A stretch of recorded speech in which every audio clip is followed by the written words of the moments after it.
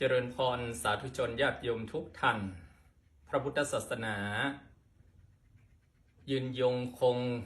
อยู่ได้ด้วยพุทธบริษัททั้งสี่คือภิกษุภิกษุณีอุบาสกอุบาสิกา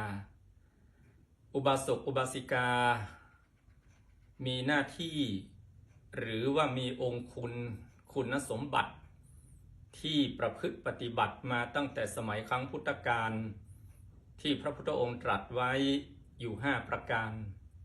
1. ศรัทธายึดมั่นทำดี 2. ศีลมีศีลบริสุทธิ์ 3. ถือหลักพุทธไม่ถือไสยคือไม่ถือมงคลตื่นข่าว 4. ยึดมั่นในพระรัตนตรัยคือไม่แสวงเขตบุญนอกพระพุทธศาสนา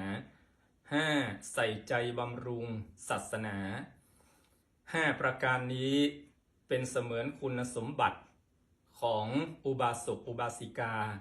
ที่จะต้องศึกษาเรียนรู้และประพฤติปฏิบัติ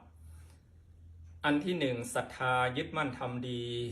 ศรัทธาคือความเชื่อมั่นในพระรัตนตรัยเชื่อมั่นในกฎแห่งกรรมคือการกระทำชีวิตเราจะเป็นอย่างไรอยู่ที่เราได้ทำอะไรไม่มีใครที่จะเสกให้เกิดความสำเร็จกับชีวิตเราได้เราต้องยึดมั่นทำดีคือมีศรัทธาในพระรัตนตรัยศรัทธาในเรื่องของกรรมคือการกระทำอนาคตเราจะเป็นอย่างไรอยู่ที่ว่าปัจจุบันนี้เราได้ทำอะไร 2. ศีลมีศีลบริสุทธิ์ชาวพุทธต้องยึดมั่นปฏิบัติในศีลโดยเฉพาะศีล5ประการเพื่อฝึกหัดจิตใจตนเองและอยู่ในสังคมได้อย่างมีความสุขเมื่อเราเข้มแข็งเราก็มีแรงช่วยเหลือคนอื่นข้อที่ 3. ถือหลักพุทธไม่ถือไสยะ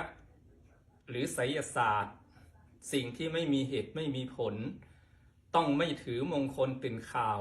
ไม่เชื่อในสิ่งที่พิสูจน์ไม่ได้ไม่มีเหตุไม่มีผลศาสนาพุทธเป็นศาสนาของเหตุและผลอันที่ 4. ยึดมั่นในพระรัตนตรัยหมายความว่าไม่แสวงเขตบุญนอกพระศาสนาให้เชื่อมั่นในคุณแห่งพระพุทธคุณแห่งพระธรรมคุณแห่งพระสงฆ์ลำพังแต่พระรัตนตรัยก็เพียงพอแล้วต่อการดับทุกข์ข้อที่ 5. ใส่ใจบำรุงศาสนาเมื่อเราเข้มแข็งเราก็นำแรงของเรานั้นไปบำรุงพระศาสนาไม่ว่าด้านใดด้านหนึ่งตามที่ศักยภาพของเราพึงมีนี้คือองค์คุณแห่งองค์คุณแห่งรัตนอุบาสกรัตนอุบาสิกาหรืออุบาสกอุบาสิกาแก้วในพระพุทธศาสนาขออำนวยอวยพรให้สาธุชนญาติโยมทุกท่านจงมีแต่ความสุขความเจริญด้วยกันทุกคนทุกท่านเทอญ